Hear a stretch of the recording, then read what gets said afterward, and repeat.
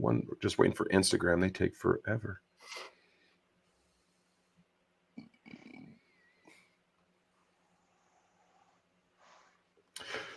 All right, we are live. Welcome back to After Action Project. This is episode 98, part 2 of our roundtable discussion. We have Dan Brady, Memphis Beach, Tyler, they're all rejoining us. And then we have Riley, who you guys might recognize and remember from one of our earlier podcast episodes. Tonight's episode, just like every episode, is brought to you by Locked In Grip. Have you ever lost that perfect grip after shooting multiple rounds, or had your sweaty grip diminish the ability to hang onto your firearm in different weather conditions? Locked In Grip is the solution for you. It's a grip enhancer that keeps your hands free of moisture to create a slip-free connection to the action of your shooting firearm. Locked In Grip liquid shooting sports chalk is made for shooters by shooters. That's brought to you by the folks over there, the good folks over there at the Complete Combatant. Check them out at lockedingrip.com. Our other show sponsor is the Range Buddy app. It's a collection of over 160 shooting drills that are all sorted by the required target type and filterable by the skills that you want to work on. You can have it surprise you with by randomly choosing a drill. There's integrated leaderboards and all that good stuff. If you haven't checked it out, that's available on Android and iOS Range Buddy app. So check that out. But let's get into what everybody is here for. That is our roundtable discussion. We're going to pick up about where we left off a few weeks ago, and we're going to be talking specifically about developing a nice training regimen, how to structure your practices, and then kind of see where the conversation takes us. Your hosts tonight are Andy and myself, self-proclaimed worst podcast host in the history of podcasting. Only thing I fumbled more than words was football in high school. And so let's kick it off there. Riley, reintroduce yourself to our listeners. Talk to us a little bit about concealedcarry.com and what got you into the firearms training industry.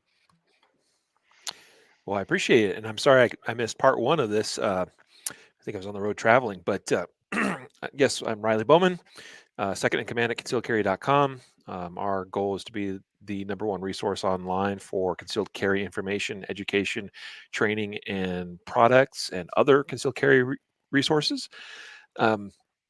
Been doing that full time for 8 years now, and through that we've built up or started or created or represent a number of other brands, many of which some of your listeners or viewers may recognize, such as KSG Army Holsters, Barrel Block, Mountman Medical for trauma kit supplies and kits. EDC Belt Company is actually one of our brands we represent now, and actually we distribute their products for them now. So that's not even everything. Range Tech Shot Timers, that'd be another one. My personal background, I got started really in this because I decided to become a reserve cop once upon a time.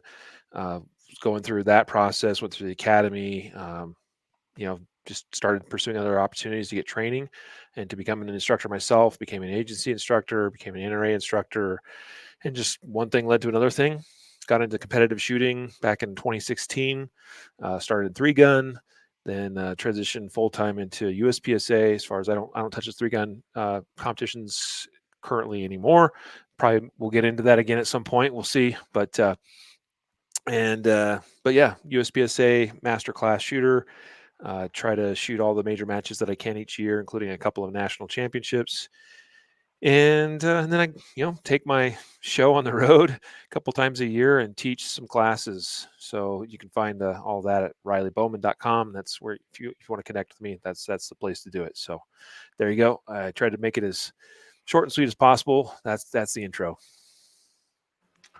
And really, concealedcarry.com, anything concealed carry related, you can find there. It's a vast wealth of knowledge, and it's all available. I mean, aside from the products, but the information and the knowledge that you guys are sharing on there is it's quite the library, and it's definitely a resource that if you haven't checked out, you should get over there and check it out. That's concealedcarry.com. And then RileyBowman.com for all of your firearms training courses. I'm looking forward to taking your Pistol IQ course here as soon as Andy drags my butt up to wherever the heck we're going to find you. Yeah, totally. So I let's do hope to have one in Colorado scheduled at some point here. Come on up from New Mexico, the land of enchantment. entrapment. You almost entrapment. Entrapment.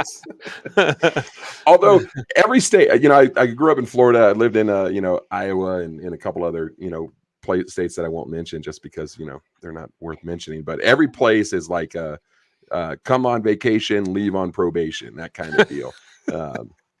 Right. Although that is very true here in New Mexico.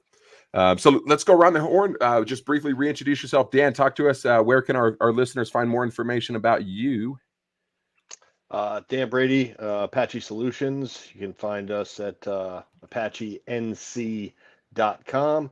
I'm also pretty heavily involved with the Deliberate Training Group V2 on Facebook. Pretty active there. And that's where you can find me. Awesome. Memphis, you're up on the hot seat. So, just like Dan, Marine Corps veteran, Semper Fi, competitive shooter. I teach out of Top Gun Memphis, and I also am the owner of Memphis Beach Coaching. Got some classes coming up. You can find me at memphisbeach.com, and you can find Top Guns classes at topgunmemphis.com.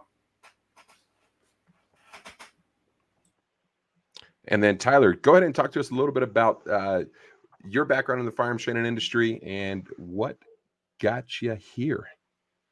Hey, thanks. So yeah, like Riley, I missed out on the first episode there. Had some family business. Let's see. I own and operate Synergy Training Group. It used to be called Synergy Shooting Solutions, but I refined my mission last year. And now that I'm doing more than just shooting training, I decided that Synergy Training Group and a total rebranding was in order. And it's been pretty good ever since. I am diving off into being a traveling instructor, much like the rest of y'all, right? Well, the ones that do it. And actually, Dan, I'll be up in North Carolina. Let's see, August, I think. Gil Narvaez is hosting Gil me up there. Narvaez. Thank Gil you. Narvaez. Yeah, Gil and me are tight, dude. Yeah. Awesome. Gil's So I have to awesome. catch up with you when I come up that way, man. Gil's good August. people. Yeah. Yeah. He was one of the first dudes to win a pudding patch on the socials. So anyway, let's see. Got into shooting. Believe it or not, I've grew up as a typical redneck hunting and fishing, but as far as what my relevant shooting experience comes from, my dad died back in 2009. And so as an outlet, my mom and I picked up competitive shooting, specifically USPSA. And she took off and ran with it. I was a typical early 20-year-old boy that did, all the things. And so I'm finally getting my way back around in the past few years and getting my head out of my rear end and taking this for real now. So anyway, like I said, I own and operate Synergy Training Group, and you can find me at synergyshooting.com, Synergy Training Group on the YouTube, socials, all that stuff, Deliberate Training Group like the rest of these guys. And yeah, just trying to travel around and train, teach more. Does your mom still train? She still compete? Do I? Does your mom? Oh, no, unfortunately not. She had some really bad back injuries when she was a cop and undercover narc agent for the state. And it just got to be, unfortunately, too much for her. She still teaches, believe it or not. She was our state's first well-armed woman, and she was actually our USPSA state coordinator at one point. But so, no, the only thing she does now is pretty much teach and kind of lay low. Her injuries pretty much hold her back from all that.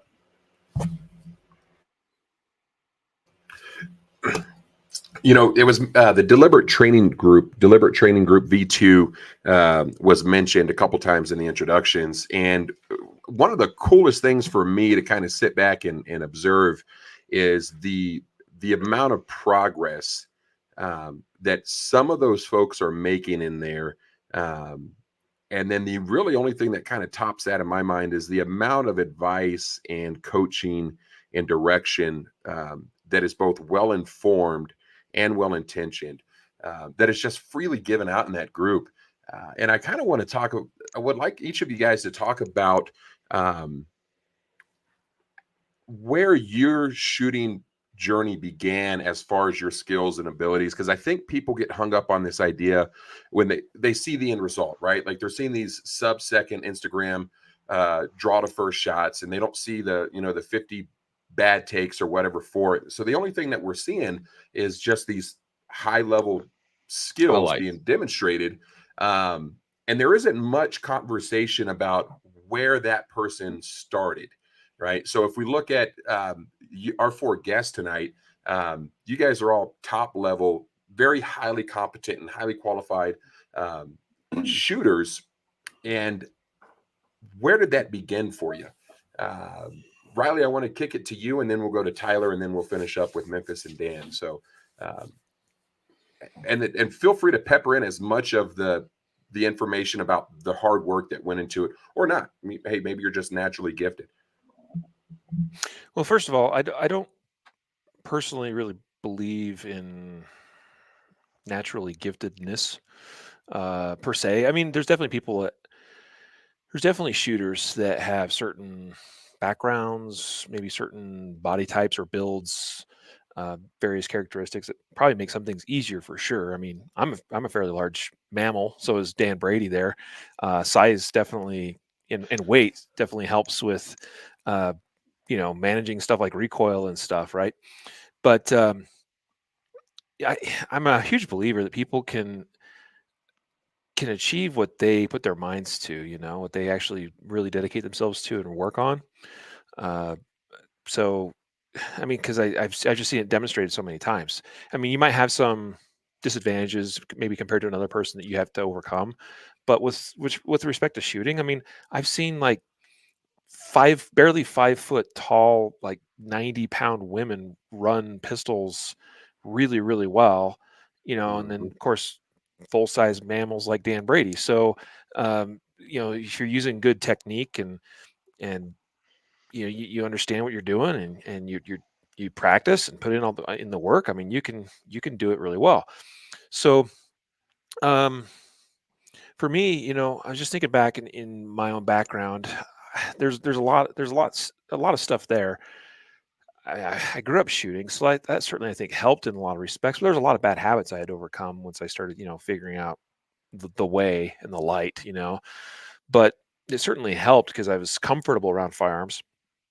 But for me, I remember when I started teaching, especially when I started sort of growing myself as an instructor. I remember at one point just sort of looking at myself as a shooter and as an instructor, as a teacher, what I'm able to do, what I know, what I understand. And I was teaching some classes that were, some basic pistol type classes, some defensive pistol type classes, things that you would kind of expect to find at just about any other range across the country on any given weekend. And I thought I did a pretty good job, but I had made the decision personally to step away from teaching tactics so much, and to dedicate myself to the craft of shooting a pistol. Partly because I look around the industry. I mean, I've got a little bit of cop experience, but nothing like what say Dan Brady has, or a whole bunch of other guys, or guys that come back from doing tours overseas and fighting real bad guys. And so I just said, you know what, there's a lot of guys out there that can teach tactics and all of that way better than I can, that certainly have the backgrounds that support that. So why don't I dedicate myself to becoming as good with a pistol as I can?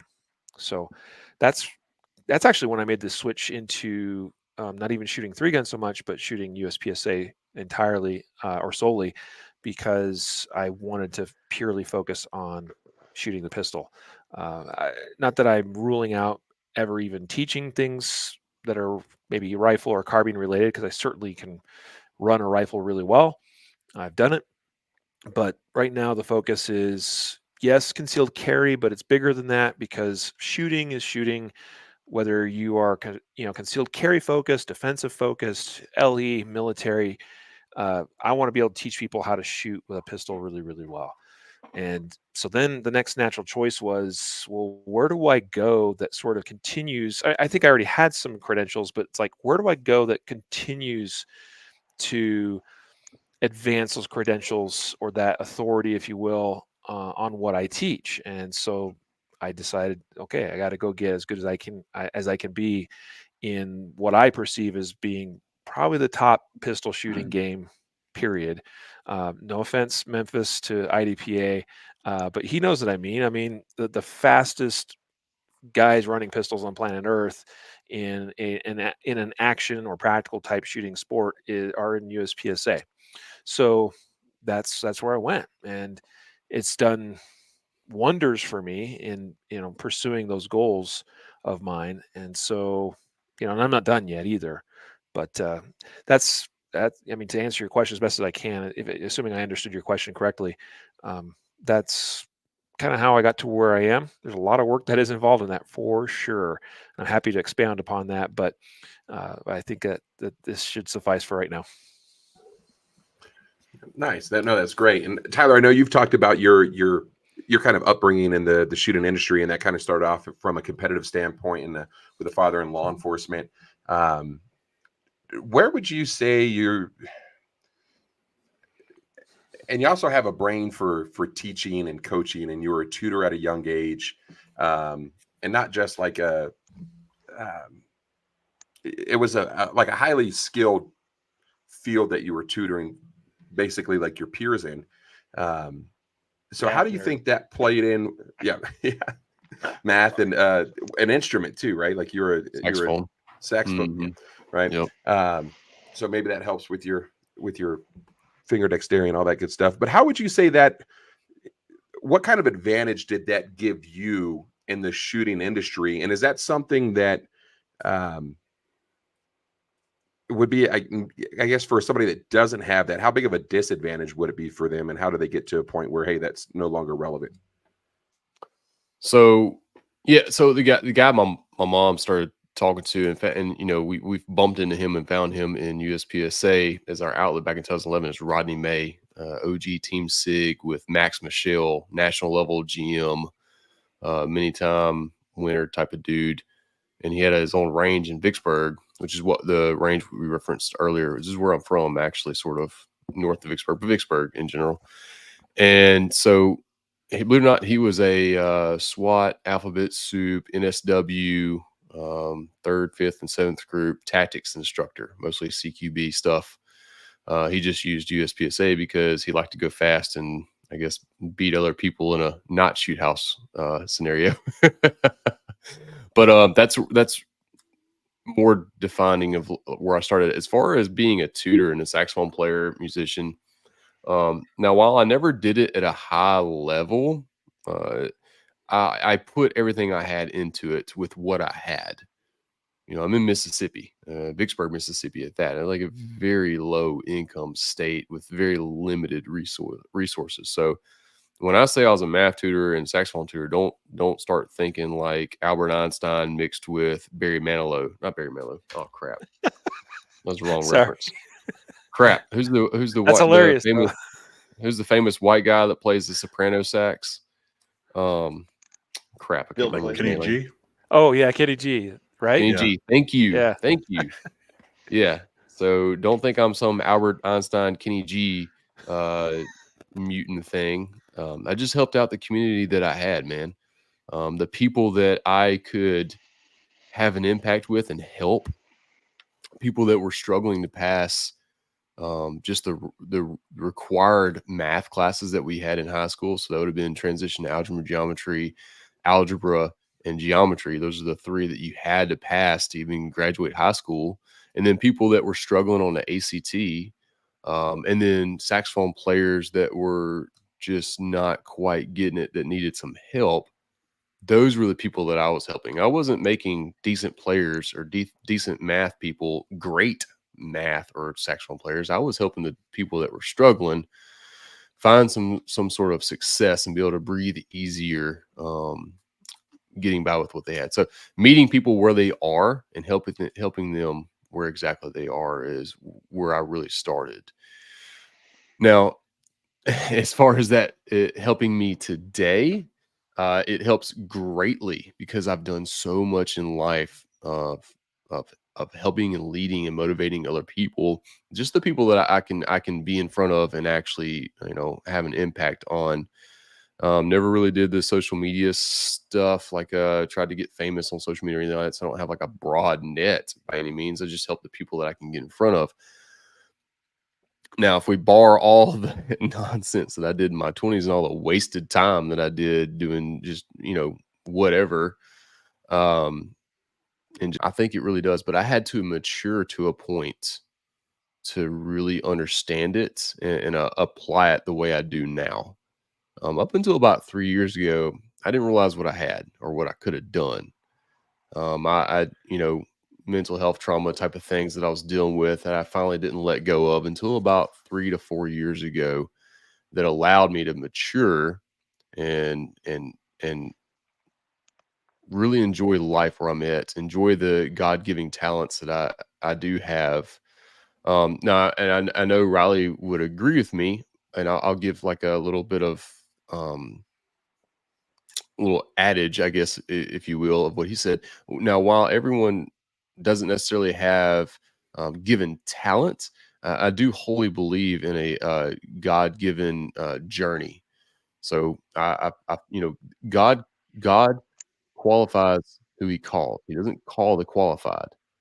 Right. So I fully believe that God has called me and qualified me to do this very thing. If you had asked me that question or how I felt about it 3 or 4 years ago, I'd probably just like, whatever. I'm just some dude that kind of enjoys this thing, blah, blah, blah, blah, blah. But thank God I've finally matured and listened to him and got on his path on his time and finally accepted that, which that didn't happen until recently anyway, in the past year or so. But anyway, I say all that to say this, to answer your question, it wholeheartedly helped, 100% helped, but I had to understand it. I had to mature to a point to understand how it helps. As far as someone else that doesn't have that sort of background, it doesn't make a dang. Like whatever your background is can be relevant if you are mature enough to understand how it's relevant and use it to your betterment and not use it as an excuse or a crutch or anything else like I did up until about 4 or 5 years ago. That makes sense. And talking about, kind of leading into that idea, right, where it's, hey, we're here to improve people and better people. I think that kicks it off to Memphis. And Memphis, you said you had a background in the military. Talk to us a little bit about what that looked like, man, coming into the military. Is in, Dan Brady, with your background in law enforcement, I think we'll be able to segue into that. And what was your shooting ability like when you enlisted, and how has it progressed to where you're at today?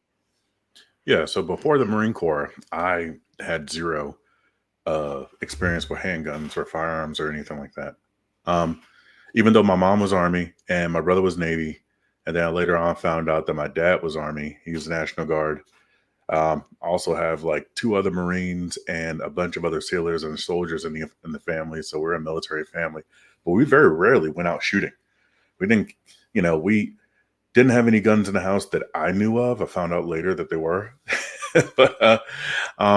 but sure enough, I didn't have any training until I got into the Marine Corps. So that was the way they taught me, and I found out much later, like even after I got out, that that was, I'm not going to say substandard, I'm not going to say insufficient, but there was a lot to be desired. You know what I mean? Like there was a lot that could have been improved upon. And we're seeing that now in the way the Marine Corps is revamping the marksmanship program to where you're actually training guys in the same skills and the same methodologies and the same tactics that they're going to have to use actually in the field. In the Marine Corps, I was a 5th award expert, and 8 out of the 9, no, wait. Don't take that back. 8 out of the 9 years I was an expert. I was a rifle expert. The thing is, though, that course of fire is pretty simple. and it takes very, very little training and very, very low proficiency in order for you to pass it. So what I ended up learning much later was that there was a lot of mental management that went into that I wasn't really able to quantify. I wasn't able to identify at the time. It almost became a self-fulfilling prophecy. I thought of myself as a good shooter, and thus I became a good shooter. It wasn't until after I left the Marine Corps that, and I started learning much, much, much more, that, I was able to apply those lessons that I learned, but not really directly. You know what I mean? Like, there were intangibles. There was toughness. There was, there were things like that really translated more than the actual sights and trigger press. So, does that answer your question? Was there more that? Yeah. No, absolutely. That answers the question. And I kind of want to kick it over to that same kind of format to Dan. Is what was your background and your shooting abilities? What did that look like coming into the law enforcement academy, and kind of how have you progressed to where you're at today? Well, leaving the Marine Corps as a 4-award rifle expert, and I think I pistol qualled 3 or 4 times as well, and the instruction back in the late 90s, early 2000s was extremely rudimentary as compared to now. The Marine Corps itself usually lacks behind the Army between 15 and 20 years in terms of advancing technology, in terms of advancing instructional methodology. That is pretty par for the course historically, and it is still the case today. The Marine Corps is finally getting a hold of shooting intramural matches in action pistol and action rifle, much like the Army Marksmanship Unit has been doing for about 25 years. So the Marine Corps finally got a hold of that, which is great. Just had the Mic matches on Camp Lejeune last week before. A couple of my buddies that I shoot with locally did really well, which is excellent. But in leaving the Marine Corps, going into law enforcement, I thought that I knew a lot more than I did, and I had to get my attention gathered by somebody who had significantly more skill at arms than I did, which he managed to do. And what that ended up doing is making me, as a young 20-odd-year-old dude, realize that in order to advance, I have to take my ego and put it aside. I have to do that. I can think of myself, like Memphis said, I can think of myself as a good shooter and try to manifest that, right?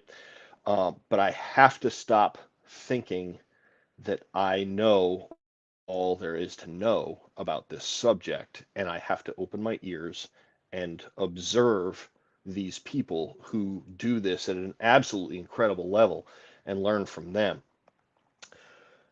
And that's what I ended up doing. So I, to the best of my ability, shut my mouth, opened my ears, and just routinely got destroyed by these guys who had kind of taken me in.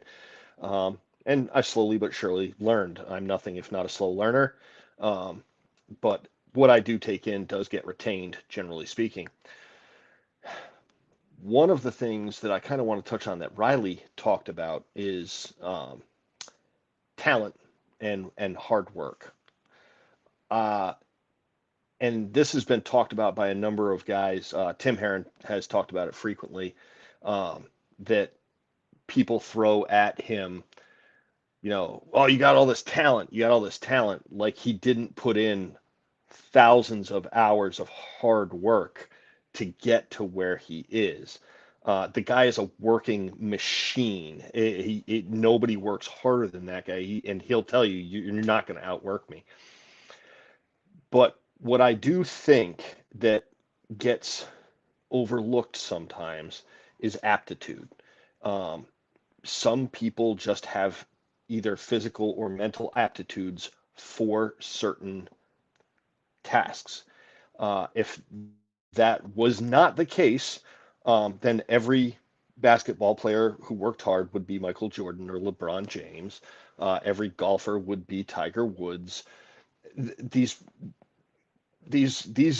examples that I'm throwing out there, they're not the only guys who put 10 or 15 or 20,000 hours into practice. There are plenty of people out there who put that kind of time, put that kind of effort in, and sought the best instruction, sought the best coaching that existed. And some people make the PGA Tour and some don't. And I don't think that when you get to that level, it comes down to who's working harder. I think some of it comes down to aptitude as well. There are physical advantages, like Riley said. Riley and I are both, the 6'3", 6'4", 250-pound range. We're fairly large dudes, which makes holding a handgun still. Excuse me. Point of order. 235 now. Oh, good job. Good job. Sorry, I couldn't help it. Yeah, no worries.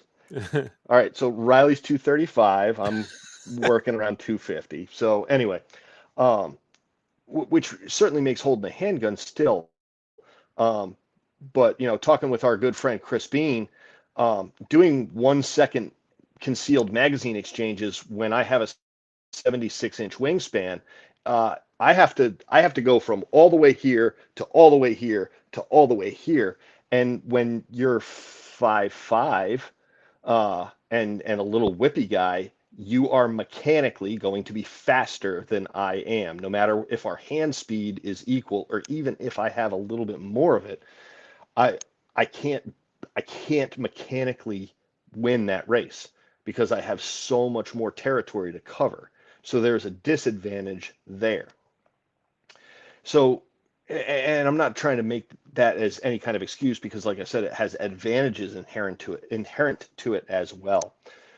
But the way I got to where I am, a lot of it had to do with having good examples of people who are mentoring me, excellent coaching, and slowly but surely chipping away at my completely overgrown and undeserved ego that finally, probably, I don't know, 7 or 8 years ago, finally got enough out of the way that I actually started making some strides. And the last thing that I'm going to say about this is one of the hurdles that was very, very, very difficult over the course of time has been that coaching pistol shooting has changed majorly about 3 times since I started this journey. The techniques that were thought to be the best for pistol shooting have changed multiple times since the late 90s. And having to relearn something after you've put 15 or 20,000 reps into it, into a different way, is challenging. You are literally rewiring your brain to do that. And if you rush that process along the way, you set yourself back. So that has been a challenge. And I wrote one more thing down. Oh, Riley said something about tactics. Tactics are completely contextual to the situation at hand. There are broad overviews and ways to approach certain themes in certain situations, but as we all know, the guys who say tactics, a lot of those guys are really just trying to cover for not being good shooters.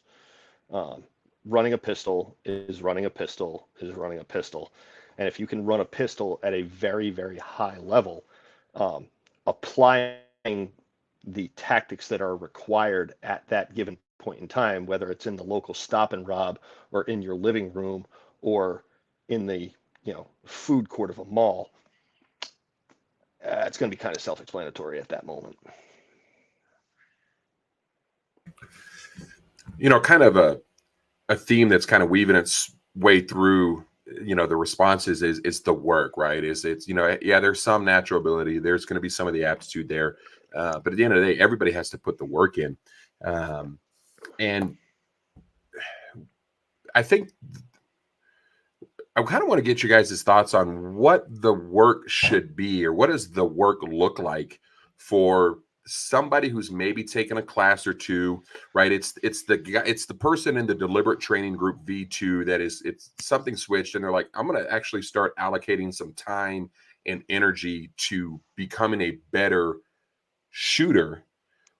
And then, I just want to give everybody 30 to 45 seconds. We'll put a 45-second, I'll just, make up 45 seconds. But what should it look like for that specific shooter? Not necessarily what it looks like for you, but if you had to say, hey, this is going to be the low-hanging fruit that you could tackle on a regular basis, what does that work look like? And let's start with Tyler. It needs to look smart. It needs to be defined. It needs to be simple, and it needs to be attentive. Like you need to be attentive to it. You need to have proper intent, and it, again, it needs to be well defined. You can't just throw a bunch of crap at a wall hoping for something to stick.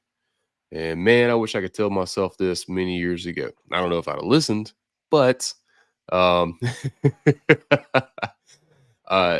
something I learned over the years just from, reading different things, taking a Steve Anderson class, pulling my knowledge from tutoring and academia, really understanding how our brain absorbs information, is allowed to actually retain it and then utilize it. What I've learned is, and I'm still a little in the theory area, I'm still working through proving it, and it seems to be proving pretty well through my sample size so far, is that we need to be breaking down our practices further than what we do. Until you get to a certain point, I would say, like once you start getting to like mid, high level A class, it starts to look a little different. And for anyone listening, don't know, I just said mid to high level A class is in USPSA, so A class is just under master, and master is just under grandmaster. So those are like the top 3 tiers of best shooters. And then you have B, C, D, and unclassified underneath that. Anyway, so if we're just talking about pistol for now, and we are, and it could be carried over to rifle. I want to examine that more in the future, but I really think we need to be breaking down our practice into 3 different modes, or 4 if you are a competitor or some sort of tactician where movement is a big thing. That's your 4th one. But I really think in our dry fire and our live fire, we need to be specifically attacking speed or accuracy or performance or movement. And I with the rudimentary understanding of how the brain learns, absorbs, and retains and is able to execute information, we need to only stick to one of those 4 per sleep cycle. So you can also, I don't know if y'all know this, but my mom was also a competitive bodybuilder. And I went to the gym with her freaking all the time, and we were trained by another professional award-winning bodybuilder. And so I have a lot of knowledge behind how we train for that. And man, does it carry over into this too a lot. Anyway, so it would be like going to the gym and be like, you know what? I'm going to do squats, leg presses, bench presses, lat pull downs, shrugs, tricep extensions, bicep curls, all in one day. Well, you're going to get a whole lot of nothing done. Honestly, you're just going to leave tired, and all your whole body's going to be confused. And you're like, oh, this sucks. Your cortisol levels are going to be through the freaking roof. You're going to start burning sugar, and it's not good. Your body just doesn't receive that well at all. But if you go in with a specific plan, you isolate 3 to 5 muscle groups, depending where you are in your phase of bodybuilding, and you just stick to that, and then you leave. And you're allowed to change that through a sleep cycle. So like the next day you can go attack different things, so on, so forth. But anyway, I say all that to say this. I feel like we should start looking at our practice the same way. Not just looking at, but try it out. And, you know, what do you have to lose if you try this method for 6 weeks? In the grand scheme of your life, 6 weeks ain't going to really change much. It definitely ain't going to make you any worse. But if you start seeing significant tangible improvements in that 6 weeks utilizing that methodology, well, there you go. You're on to something. Yeah, I agree with you there, Tyler. Another thing I learned too, and of course, again, credit to Tim. I took his Train for Mastery course, and that's tracking progress. I never do that, or I never did that. I'd go out and I'd say, all right, I'm going to practice draw the first shot today. Next time, I'm going to practice transitions. And then I never really put anything on paper to where the next time I go to do it again, I can't compare anything to, am I actually getting better? Am I getting faster? I don't even know, you know? So I think it's really important to actually put that on paper and track your times, track your progress, I should say, not track your times. What's your thoughts on that, Memphis? So as far as practice methodologies, so can we repeat the original question, please? I want to make sure that I'm not going off track. Yeah, just what is 45 seconds, which is like a sixth of what Tyler had. So yeah, just a quick rundown of what the work should look like for somebody who's just starting to take their improvement in the realm of handgun shooting seriously. What should that look like for them? It should look a lot simpler than what they're making it. It should look a whole lot more, more just not really so much about like the grip, sights, trigger, not really so much focusing on like making really, really small holes and really, really small targets. Really more about where you want to go and how you want to get there. A lot of that work's going to happen upstairs, and a lot of it's going to be emotional, because there's two really big problems that I typically see in the shooting world is that people don't wander far enough outside of their comfort zone. And then also people wander so far out of the comfort zone that it crushes their spirit. And they never really find that sweet spot of arousal that, that Brian Hill keeps talking about. Like, the reason why we keep making references to USPSA classifications is because it's honest. There's no room for lying to yourself about it. If I'm a D class, I'm going to have to swallow my pride. I'm going to have to accept the fact that I'm a D class. And if I want to get to a C class, then I got to start doing C class stuff. I got to start understanding where my sights are when I press the trigger. I got to start calling my shots. I got to start looking at my movement. I got to start doing stuff. But a lot of that, really, really, really, most of that is like once you start getting into the realm that's where you want to be, not really so much as far as classes, but in the point that you have an idea of where you want to be. Not really just so much like the whole vagary of, oh, I just want to be a good shooter. I want to get better. What the hell does that mean? You know what I mean? Like, how about we make a goal that's a little bit more specific? And then, we start taking steps towards that goal in a way that's attainable and in a way that, that's realistic. So as far as practice goes, practicing stuff that you suck at is going to be a really, really big thing there.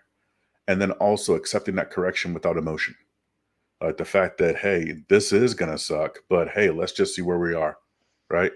Let's make some honest assessments about it. And then let's make a game plan of where to go from there. And if you don't know what that looks like, then that's where you get some of the guys in this panel and some of the guys in the deliberate training group and some of the guys that, like you actually get an actual instructor that knows what he's doing, some instructors that you've seen help other guys.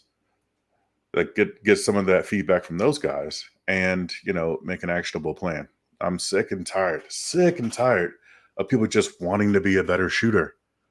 Tell me what that looks like, and if you don't know what that looks like, I got some ideas. Andy also had a question, and I think I completely skipped over that. Andy, did I? But I want Andy to kick that question to the group after we get Dan and Riley. Get your guys' thoughts on what does that work look like for students?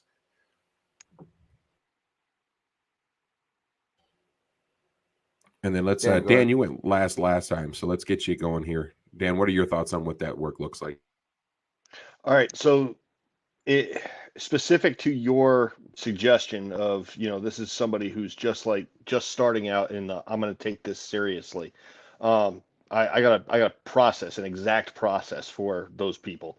Number one, take Memphis Beach's dry fire webinar online. It's cheap.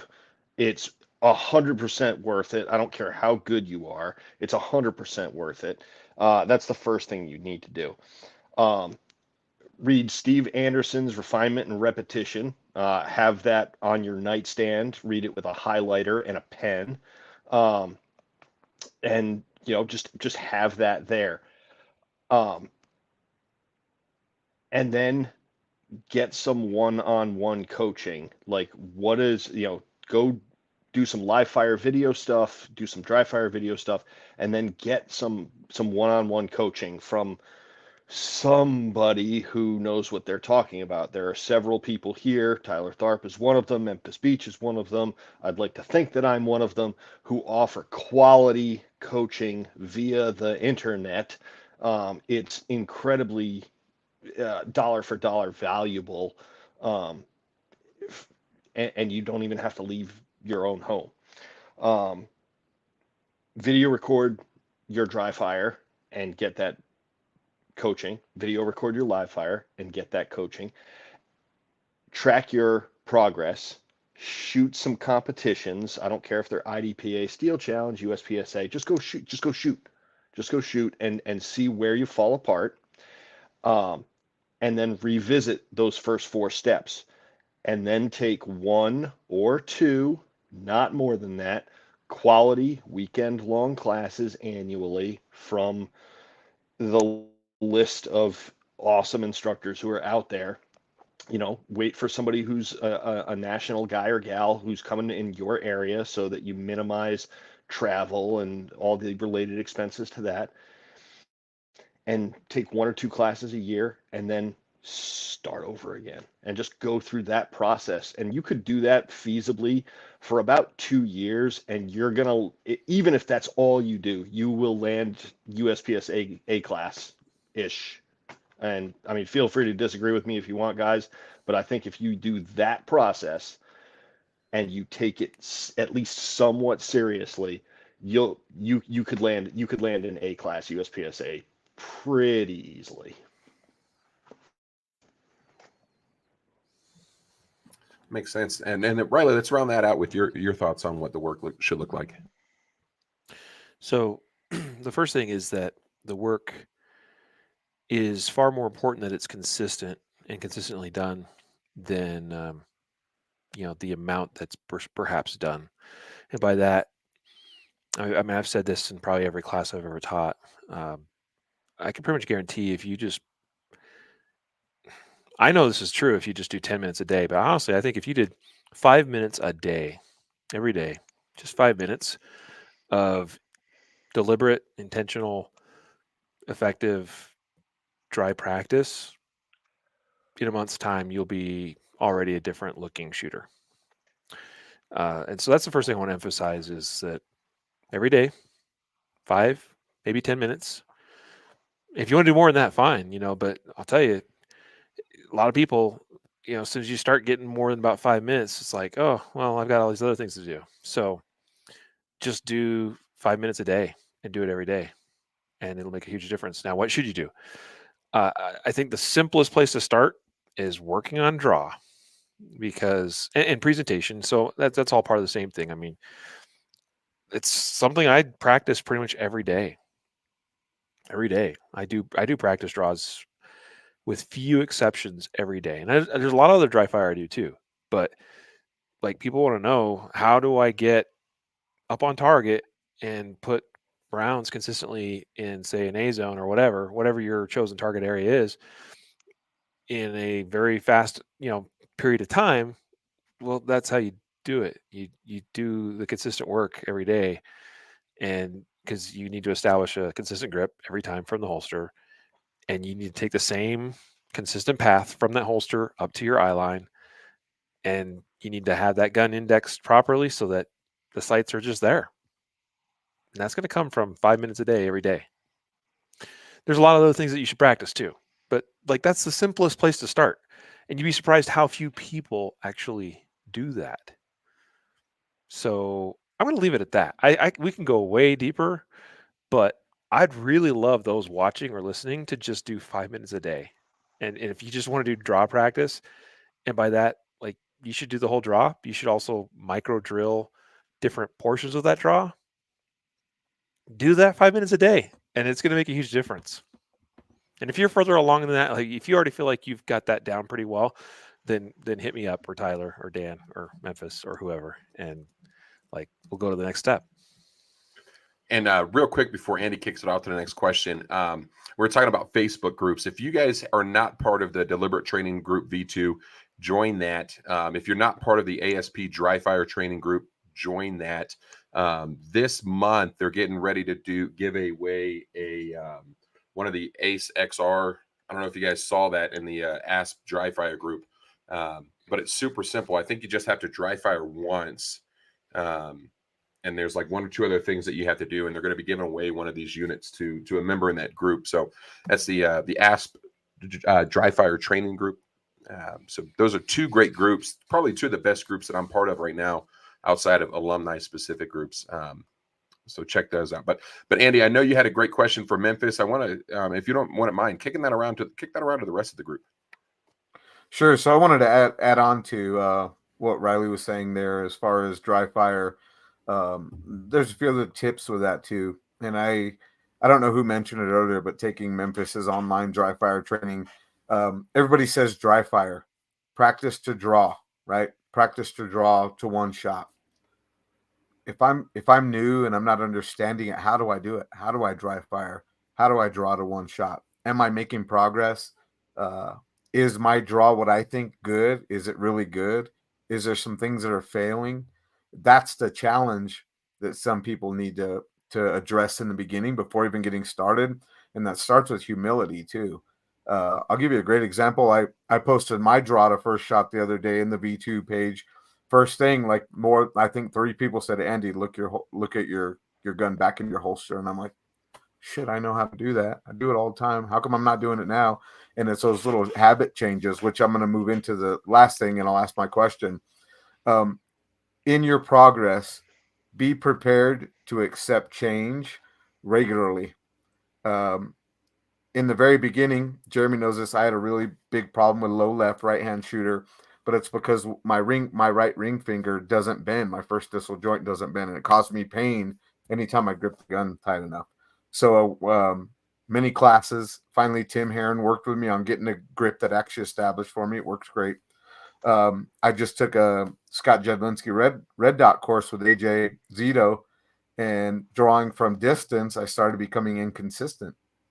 And AJ was like, "Hey, Andy, you're gripping too hard." And I'm like, "Wait, what? I could never grip hard enough. Now you're telling me I'm gripping too hard?" He's like, "Yeah, you need to back off a little bit." And I'm like, that's the first time somebody's told me that in about 5 years. So understand that through your progress, things that you think you have down on lock, it may change. There's some consistencies that Riley could probably say, as he mentioned, you got to have a consistent grip all the time. But as you work on your consistent grip and you change something else, something in your grip might need to be changed again. So just a little thought process. This is a journey. This is not a trip. And understand that things are going to have to change. You have to have some humility, and be afraid to accept, no matter how good you think you are, there's someone that's better than you, and there's someone that can help you. So just think of that. So my question is, I guess my question / comment, and I'll start with you again, Memphis, is how do you track that progress? How do you know that you're getting better or you're shooting faster, other than taking a USPSA class? Because like for me, I'm not very competitive. I like to go shoot USPSA, but forever I didn't really care if I was first or last. I just want to go do it because it's fun. And then I realized with that attitude, I'm never going to get better. So I had to force myself to become somewhat competitive to start moving myself up in the ranks. So how do we track progress? How do we get better?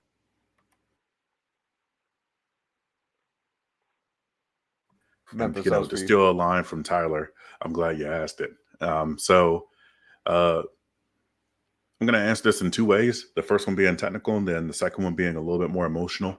The technical way is, consistency, just like Riley was saying earlier.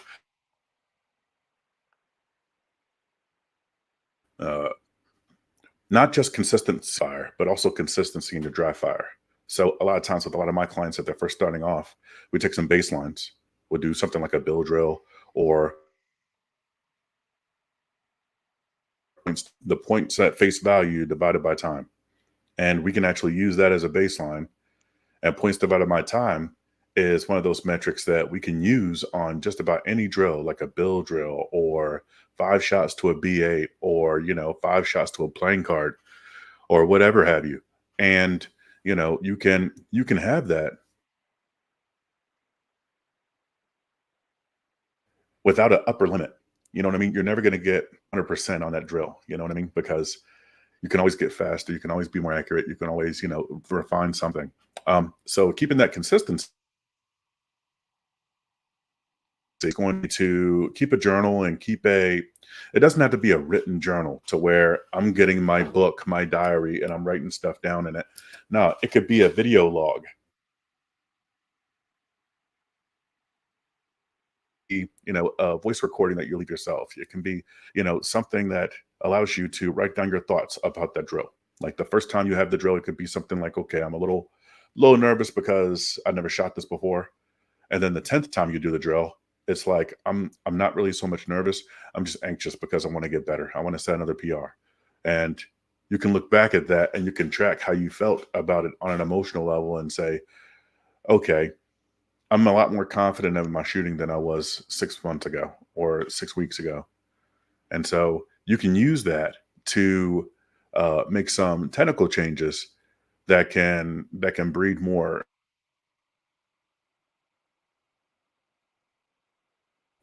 Maybe once you hit a plateau with, let's just go back to our original example. How about 5 shots on a B8, points divided by time? Or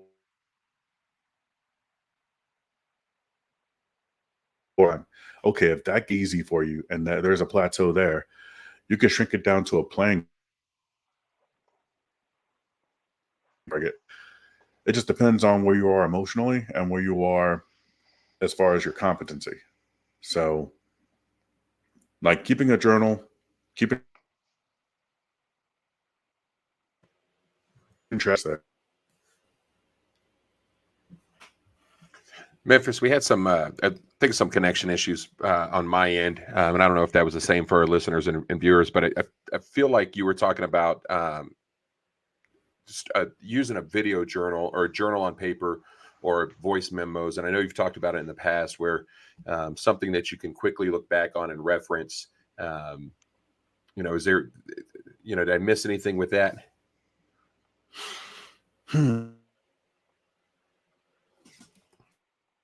Mess with connectivity, but I wouldn't overcomplicate the actual logging there. As a matter of fact, the Range Buddy app ends up,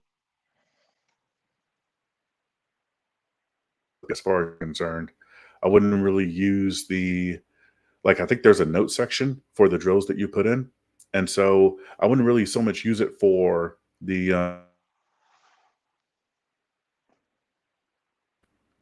I wouldn't really use it so much for the technical aspects. I would just use it for how I felt and how I see myself. What is my own self-concept? So I would use it.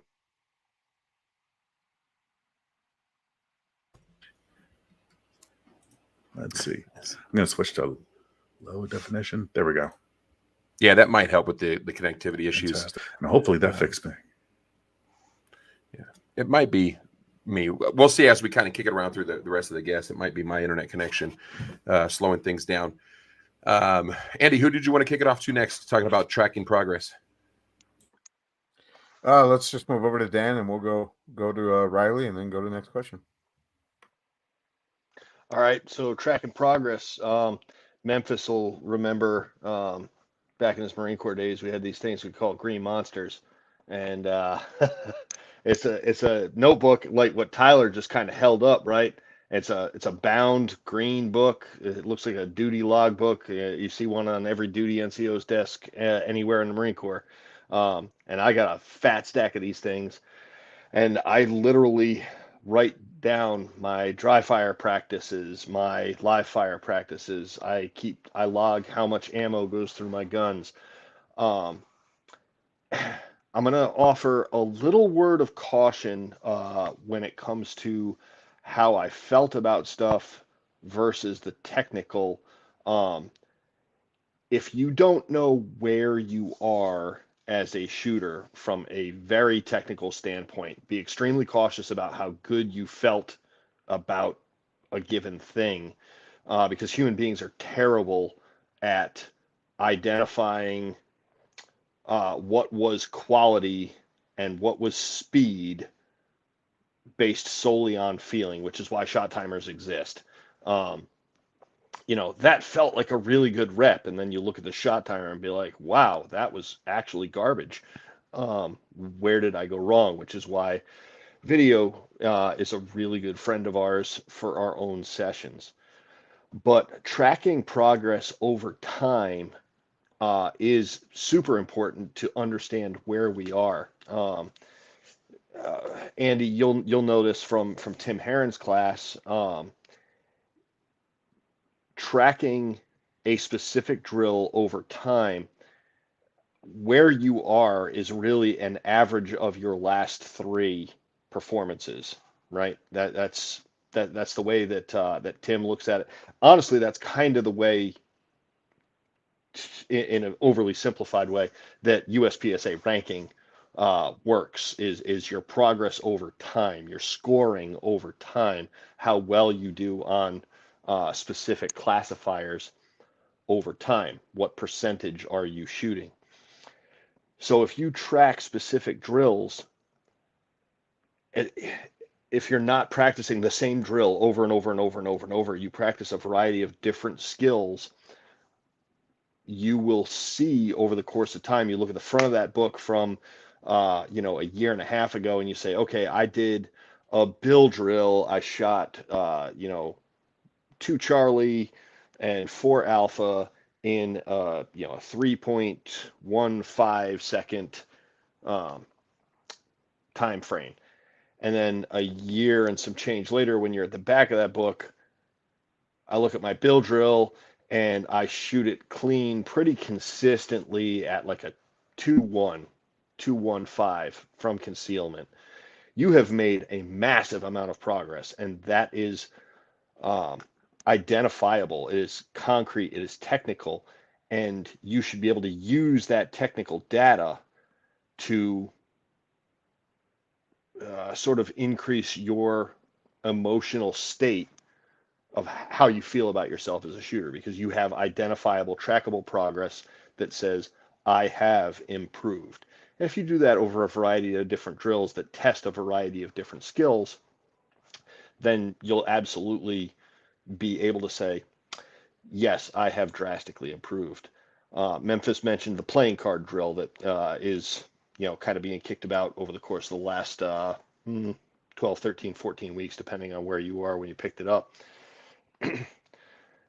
I can do the playing card drill very frequently, well under the time. So I decided to start challenging myself and doing it one hand only. Draw and do it weak hand only. If you can do something that was designed as a drill to do with draw and 2 hand, and you can do that with your weak hand only, still under the initial time frame, I would say you have improved as a shooter. There are different ways to look at improvement, and whether that is from a known bar that you can very, very consistently clear. Not only can you clear that bar, you can clear that bar by handicapping yourself as well. You've improved. Tracking that over time is worth it, and it's worth it from a technical standpoint of I can show my progress has improved, and an emotional standpoint of I feel better about myself because the work that I have put in has quantifiable results. Sorry, that was long-winded. No, I agree with that too. Again, going back to the Jedi class I just took, that was another point of contention. He talked about a lot of asking you, hey, so what happened there?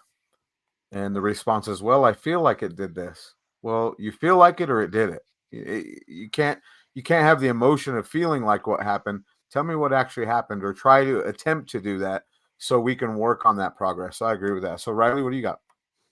I'm going to pick up where Dan ended with that last sentence or two of his, saying something along the lines of, by tracking and knowing where you are, you can feel better about yourself, or something like that. If you don't know what your capabilities and limitations are, it's really hard to have confidence in yourself as a shooter. Confidence comes with knowledge, which comes from you knowing what. I mean, so let me describe it this way. If you know that on any given day, at any given time, in just about any given circumstance, that you can with reasonable expectations fall within a certain range of performance, then depending on the problem you face, like, I mean, if it's a problem that can be solved with this range of performance that you can deliver on demand, cold, that you can have great confidence in what it is that you've got to do, because you know you have the skill to do that. I think this is something that is probably underrated and not often talked about enough. But it's kind of like, I mean, for instance, a lot of times we get a little bit hyper focused on the idea of a sub-second draw, right? Like a typical 7-yard A zone hit, one shot draw, sub-second. There's reasons for that, and I'm by the way, I think it's something that's worth pursuing for a lot of people. Maybe not everybody. I mean, depends on what your motivations and personal contexts are, but honestly, it's more achievable for more people than people probably realize, um, especially with good coaching and especially with deliberate, consistent practice. Here's my reason for appreciating the skill of being able to perform a sub-second draw. Because if I can 90% of the time hit a sub-second, say 0.95, 0.9, 0.95, 0.98, whatever, in that range, then it's cakewalk, honestly, to deliver a consistent near 100% performance, like meaning you do it 100% of the time in like 1.15, 1.2. And that's a pretty good place to be, honestly. You know, and you'd be amazed at, like, I mean, you'd be number one, you'd be amazed at what you can see and actually visually process even at a second or less. But man, when you're at that level, it's amazing what you can see and process. By that I mean target information, sight information of your gun in 1.2. It feels like I'm falling asleep behind the wheel, you know. But the cool thing is I know I can deliver that 100% of the time, right? That gives me great confidence in being able to deliver that level of performance cold all the time. And how many problems does a skill of of that level solve? A lot of the problems, like probably most of the problems, very easily, right? Now, is there a time that maybe a sub-second is really needed? Yeah, sure, probably. But you see what I'm getting at? So it's really important, I think, to know what your capabilities and your limitations are. To know that, you need to measure it. How do you go about measuring it? And I think this is important to do in both live as well as dry fire. Okay. Because I think you need both of those metrics. Because one, you're hopefully doing a lot of work in dry fire because number one, it's easy to do. It's low cost, right? You can do it just about anytime, anywhere. Well, you know what I mean? Like it's, you don't have to go to a range to do it, right? You may not be able to do it in your office where you work or something, but maybe you can, like I can in my office. But anyway, so like you need to measure it in dry fire and live fire, and you're going to probably see performance differences between your live fire times and your dry fire times, which is why it's also important to measure both of those. Okay. And one of my goals I have personally as a shooter is to try to narrow that gap between what I can do in dry fire and what I can do in live fire. And that's kind of where I spend a lot of my time at, actually, in my practice, is to, okay, I know what I can do in dry. Let's see if I can do it in live. What's the performance gap there? Can I, and you do the work to try to bring that closer and closer together. At least that's one approach. It's not the only approach, and it's not the only thing I focus on, but it is certainly a big part of it. So then, how do you measure these things? Let's talk about live fire. And I'm going to give some credit to Bill Blowers. I kind of had a similar idea, but I remember seeing a Bill Blowers video on YouTube, and he's talking about measuring data, and I thought it was really, really spot on. And he basically is like, just as a simple example, let's just say it's that classic one-shot draw to the target. Do that 10 times. More is better, but let's just say 10 times, and throw out your best and throw out your worst, and then average everything else out.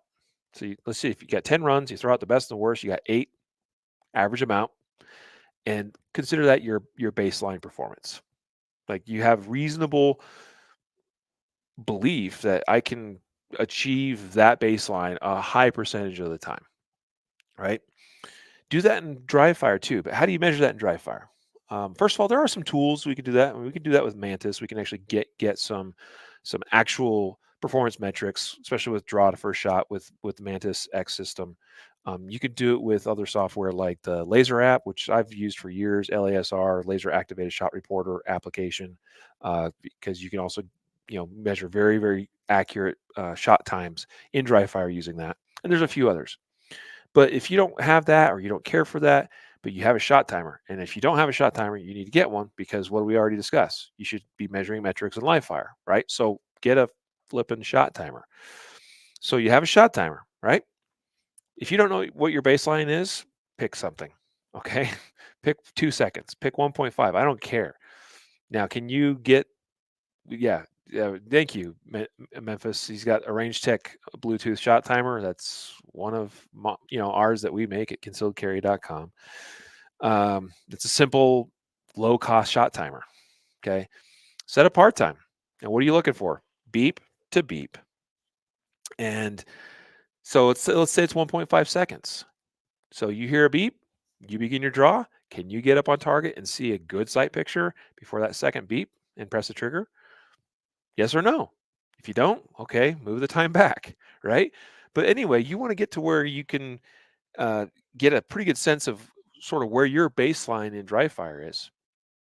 Okay, and so do it a number of times. And how many times can you consistently get 1.5 or 1.4 or 1.2, whatever the magic number is for you? We're all at different places along the journey. And then the final piece I'll say with respect to working on that kind of stuff in dry fire, and this is, adapted from Steve Anderson. I think it's a very worthwhile approach. And it's not something that, something people have used for a lot of years, but I like taking whatever my dry fire baseline time is, let's say it's 1.2, and add 10% to that. So, say 1.3, 1.35, somewhere in that ballpark. And then I'm going to start my dry fire session. If I'm just working on that draw, let's just say as the example here, you can do this with anything.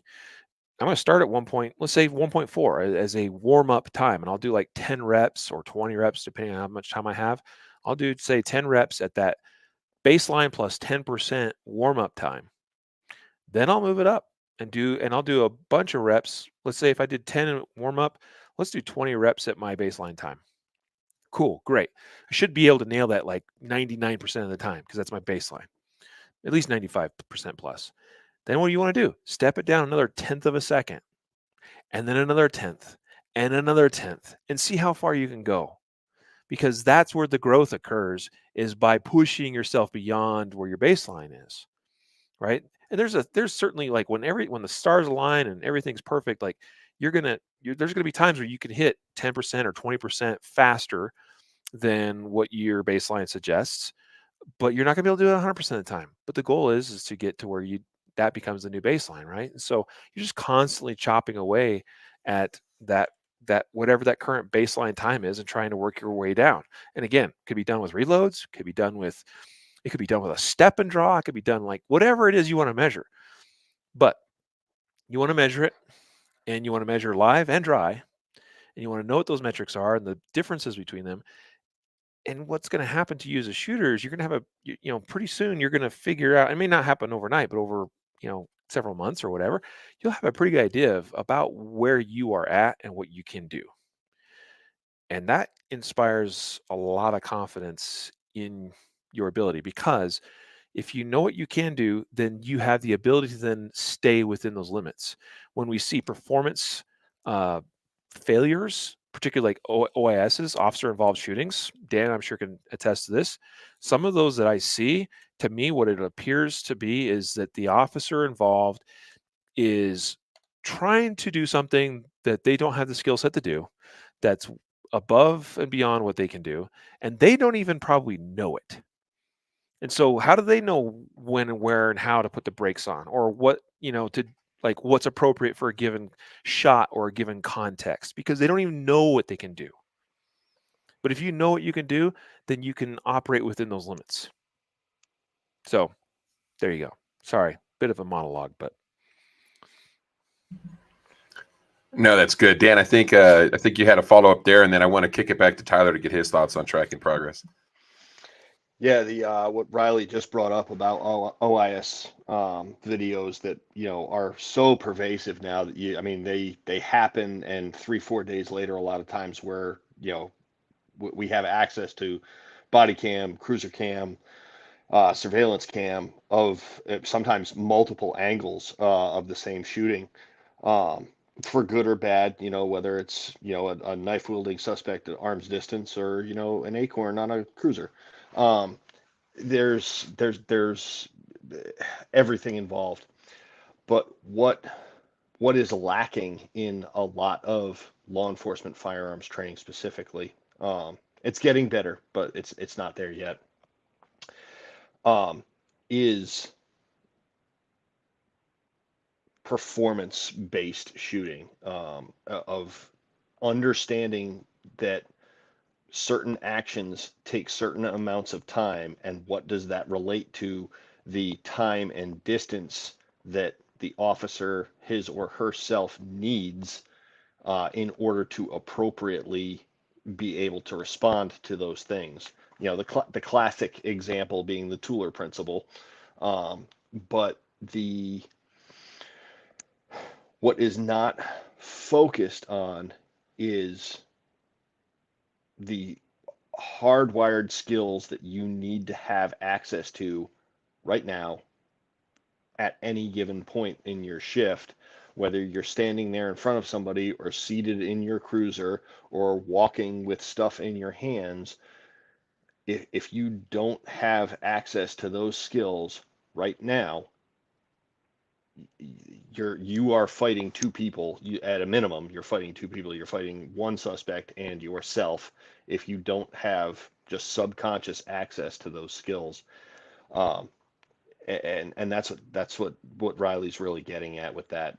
If you don't have 10 or 20 draw reps today, you've put yourself behind the power curve. Every time I put my gun belt on, I would draw a minimum of 10 times. Minimum, absolute minimum. And a lot of times it was significantly more than that. You should be doing that if you strap a gun on in any way, shape, or form. You should unload it and get some of those draws in. If not, you're just putting yourself behind the power curve. I'll jump off my soapbox. Thanks, Riley.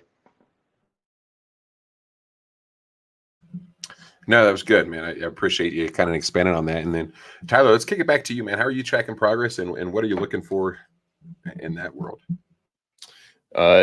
So full disclosure, this is something I teach in my Synergy Remote class and help people understand what they should be tracking, how they define it, how they word it. And so I'll be honest with you, man, I don't track my practice stuff.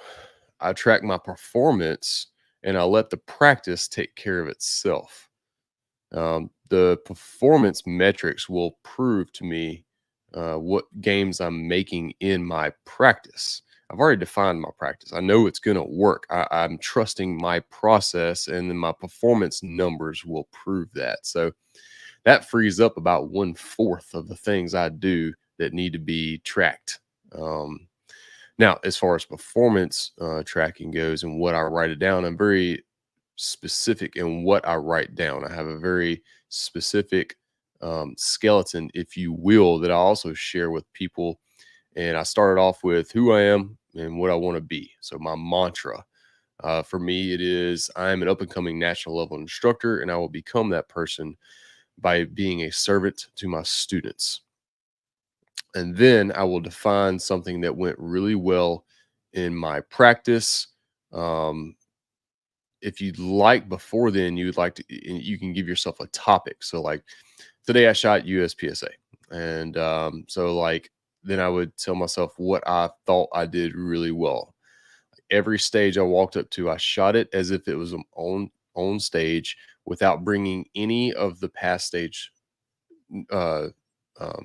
drama or issues, whatever. I try to make sure I don't use any sort of too negative of a word. I was very present. This benefited me greatly. And then after that, I would identify something that I felt needs attention. For some reason, I noticed my left hand did not have a consistent grip throughout the day. I will give that attention throughout my practice. So run back through it real quick. I'm going to write up my mantra because I need to know it and believe it every single time. Your topic, like what you did, something you did really well, and then something you identified that needs attention. And none of that can have any sort of negative self-talk.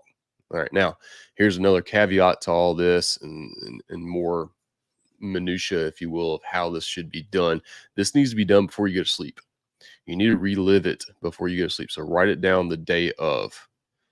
I don't ever really go back and reread it. And you don't really have to. The whole purpose of this is so that you relive what you just did in a way that you choose to relive it, so that we are molding our subconscious mind and building our self-image into what we really want it to be. If we do not, we don't write it down exactly how we want it with that intent, what we're going to end up doing is we're going to relive all those negative things that we thought we did that day, and that's just going to tear us down. Ask me how I know. I don't tell y'all none of this from the mount of peak perfection, all right? I tell you this as the regular Joe that has made these mistakes and suffered the hard way throughout my own journey, and I'm trying to lessen everyone else's learning curve. So that is my little nuance on performance journaling and tracking progress. The other guys have really dialed in all the other awesome bits of it. Yeah, it's a good one, Tyler. I like that too. It was another thing that I learned a while back. I'd go to a range, or I'd go to a competition, and I would screw up the first stage, and then the second stage, I would take the first stage with the second stage. I'd screw up the second stage, and I'd take those two to the third stage, and on and on and on. And I learned, too, buddy. yeah, and I learned you just got to move on and refocus and say, okay, you know what, that was not a great stage. These are some things that I need to improve on. Focus on the grip. Manage your sides, press the trigger, whatever it is. So I like that. Jeremy, how can we use the Range Buddy to assist us in all of these things that we've been talking about in progression and training? Yeah, the Range Buddy app is there's a super simple tool in the Range Buddy app. Each one of the drills has an integrated training session tracker or practice session tracker. You know, if you're shooting a USPSA drill, it has USPSA scoring built into it, or hit factor scoring built into it, B8s, all that good stuff, and it'll log it for you. So if you wanted to look back and see how you did, and that really came about. I know Andy and I were at the range one day. We were working on build drills, and I think Andy was like, either I commented to Andy that he had a good run, or he commented to me that I had a good run, and I looked at him and I was like, I have no idea if that's better or worse than the last time I worked on build drills. And then, a little light bulb moment. It's like, hey, why don't I build that into this thing that we're working on? So yeah, man, the Range Buddy app, super simple. You can go in as much detail as you would like, or as little detail as you would like. But for me, it's more so did I do better on this drill than the last time that I shot it? And specifically, did I do better on this drill?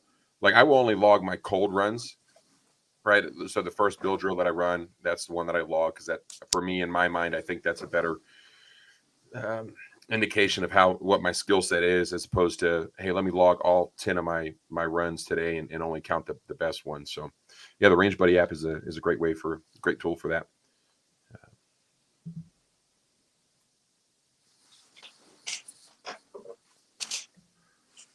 Oops, sorry about that. I spazzed out. Andy, what I think you had another question or two that you wanted to follow up with on our guests.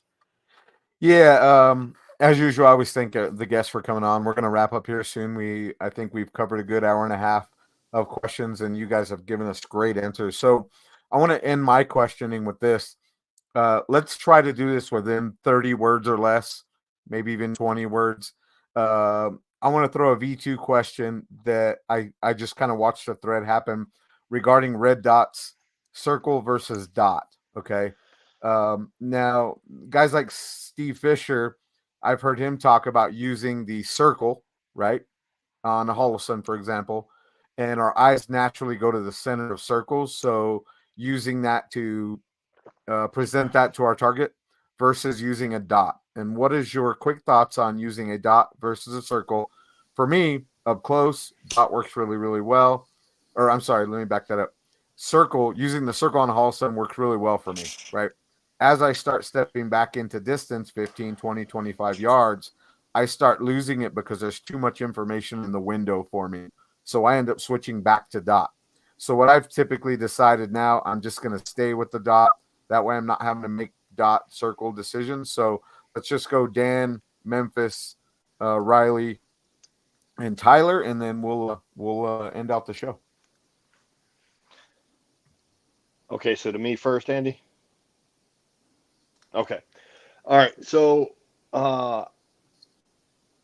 I don't have a ton of experience with the circle. I've played with it a little bit fairly early in Holosun's adoption of a circle reticule. And I personally don't like it because of that exact reason. There's just too much information there. And for me, it's kind of regardless of what, unless it's a plain USPSA target with, I don't know, 5 or 7 yards where I have zero other information in front of me other than plain cardboard. It just gets to be too much. I just want that pinpoint of light to show up in the thing that I am looking at. So I think some of it comes down to how you process information visually, and also kind of comes down to some visual acuity stuff.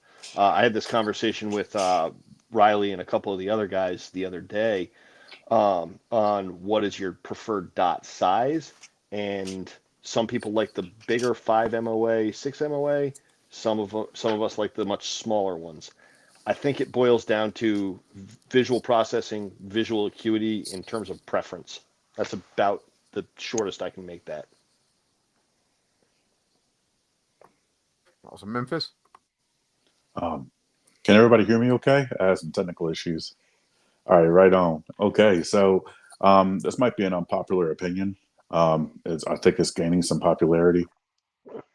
But I've always looked at the circle and the circle dot as training wheels for just having a dot. I agree with Dan in that, it just comes down to how you process information. The way I process information personally, and also what I've learned from, some other really, really proficient dot shooters, is that we just want to know where our shot is going. And I don't want so much on the screen that it distracts me from all the other stuff that's going on. I just want this little bitty dot, and I want to pick a spot on the target, and I'm going to bring my dot there. And then once my dot's there, I'm going to press off. And that's really as simple as I'm going to keep it. Nice. One thing I used to do with the circle, and it was when I first started working with a dot, and I didn't quite understand it, to where if I started seeing the circle somewhere in the window, then it's like, oh, that's where my dot is. It's over to the left, so move to the right, and then I would center it. So that's just something that I did. You're talking about training wheels, and I don't know if that's a good way to maybe start training wheels. And then I went to the dot to where once I understood it and learned that my grip leads the way, the dot's there. So anyway, Riley, what's your thoughts? You said 20 words. Let me try. I'm not big, counting for the record. Big circle, too big. Dot, okay. Big dot, better. So actually, I really like somewhere between 6 to 8 MOA dots personally. Why? Because I run the dot brightness a little bit lower, and it produces a very clean, very readable, crisp dot, which is appealing to my eye. I've also shot a bunch with 2 and 3 MOA dots, and they're fine. I can get the work done. But I like big dots, and I cannot lie. So I have been experimenting with 8 MOA circle, just a circle only, no dot in the middle, just an 8 MOA circle. I actually bought a 407 CO, which is, I don't even know if they make them anymore or not. Hollow Sun from Tyler. I bought it from Tyler, and it's an 8 MOA circle, and I really like it. And the new Hollow Sun 507 comp has something similar, although it's more of like a upside down horseshoe shape. But I perceive it very much the same way. And I'm finding I quite like that 8 MOA circle only. Works really well with what I like. You guys should all use what you like. You should experiment and try a bunch of different things. And I will leave it at that.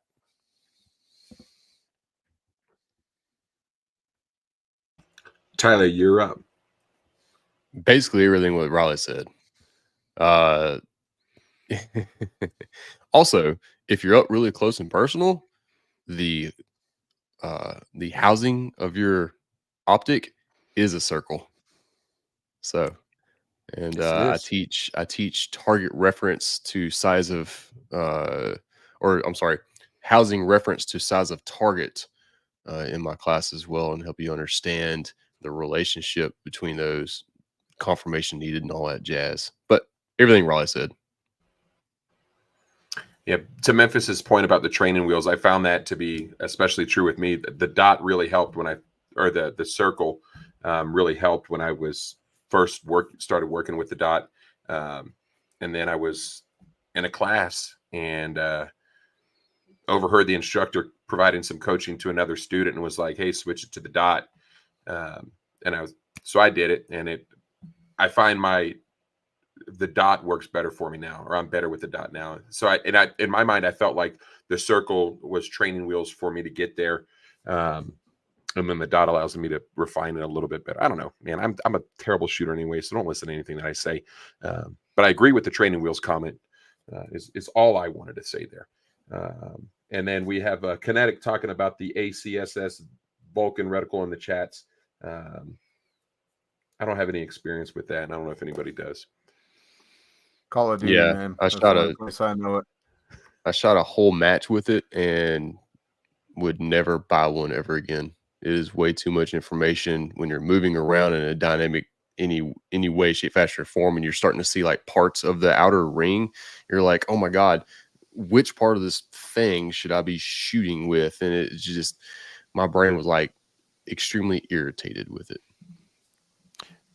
I mean, going back to what I said earlier, if you do 5 minutes of dry fire a day, every day, practicing draw and presentation, you're probably going to need a couple weeks to never need that ACSS Vulcan reticle to be training wheels anymore. If you actually just do the work, very small amount of work consistently over a period of time, it's amazing what it'll do for you. Before we wrap up on the topic of dots, just one word answer. Or 2 words, 1 or 2 words. We're going to go around the horn. It's going to go Dan, Memphis, Riley, Tyler. Big optic, like the SRO or the 507, the Holosun, like the new one, the 507C. Is that the new one? Like big window? The big one's the competition. Yeah. Or the little. I thought we were going back to the olden days, 9 or 45. Right? So Dan, big window or little window, or irrelevant? Big window. Big window, little dot. Memphis. Big window, big dot. Riley? I like a big window and I like big dots. All right. Tyler? Big window, thin housing. Yeah. Man, I shot a staccato last weekend with the 507 comp on there, and I agree with you guys. Big window. It's cheating, man. It is cheating. It is such mean, a freaking cheater gun with a cheater optic. Imagine this. At one point down the road in the future, like we'll just have like this heads-up display where like Yes. wherever you Like look, pilots do. the reticle appears, right?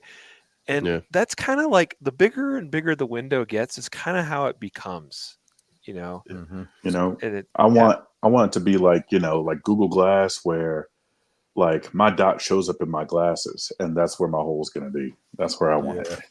You think Apple will work it into their Vision Pro goggles? I hope not. Until your social credits get so low that they just turn it off and you have no way of aiming Dial anymore. off. Right. It's because the EMP. That's right. When China invades, yeah. Oh shit. Next week. Yeah. All right, Andy, do you rap, buddy? Demonetized. Ain't got no monetized to be demonetized. Yeah. So, guys, thanks for coming on. This was another good one. We'd like to schedule this again in the future. I think we have a pretty full schedule for the next month, but let's talk about getting you guys back on maybe May-ish or so, and we can continue this conversation. So thank you, Dan, Memphis, Riley, and Tyler. We appreciate your time. Yeah, thank you guys so much. It was awesome. Great conversation again. I know Dan is a couple hours ahead of us and he has to get up in a few hours. So we're going to blame him for cutting it off at the hour and a half mark. Remember, it's your life. It's your safety and protection. It's your responsibility. Y'all stay safe and we'll see you next week.